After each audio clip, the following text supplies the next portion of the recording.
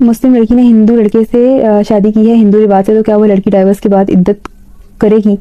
جب آپ نے نکاح نہیں کیا، اسلام کے رواج کے مطابق شادی نہیں کی، تو اسلام کی رواج کے مطابق جو ہے آپ عدت کیسے کریں گی؟ آپ کی تو نکاح پر نکاح ہی نہیں ہوا تھا. اور یہ بڑے افسوس کی بات ہے کہ مسلمان عورت نے ایک ایسے شخص سے جو مشرک ہے اس سے شادی کی.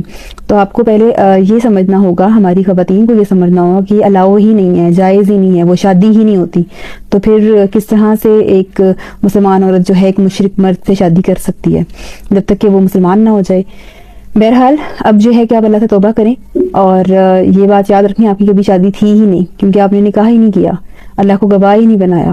تو پھر اب آپ کو عدت کرنے کی ضرورت ہی نہیں ہے، کیونکہ آپ نے اسلام کے رواج کے مطابق نکاح نہیں کیا، ہندو رواج کے مطابق جو ہے شادی کی ہے.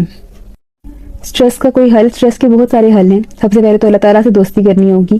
دوسری حدیث پاک کا مفہوم ہے کہ 4 چیزیں ایسی ہیں جو انسان کو ختم کر دیتی ہیں. ان میں ایک پریشانی ہے، غم ہے، اور بھوک، زیادہ دیر بھوکا رہنا، اور جو آخری ہے وہ رات کو دیر سے سونا.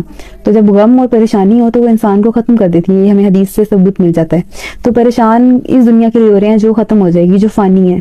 آپ ایک ایسا سجدہ کریں جو آپ کو تھکا دے، اس میں آپ اللہ تعالیٰ کو اپنی ہر پریشانی بتائیں. آپ کا اللہ وہ ہے جو ہر چیز پر قادر ہے. دنیا میں آپ کو کوئی ایسا شخص نہیں مل سکتا جو کہے کہ میں ہر چیز کر سکتا ہوں. پیسے کے بل بوتے پہ آپ کسی کا دل نہیں بدل سکتے، لیکن اللہ اس چیز پر قادر ہے کہ وہ کسی کا دل آپ کے لیے بدل دے. اللہ اس چیز پر قادر ہے کہ جو ناممکن کو ممکن کر دے. تو اللہ سے دوستی کریں، انسانوں کے پیچھے بھاگنا چھوڑ دیں، انسانوں سے امیدیں چھوڑ دیں. آپ اللہ کے ہو جائیں تو اللہ تعالیٰ تو آپ کو ایسے اپنائے گا، پھر ساری چیزیں آپ کے قدموں میں ہوں گی. تو سٹریس جو ہے اس فانی دنیا کے لیے نہیں.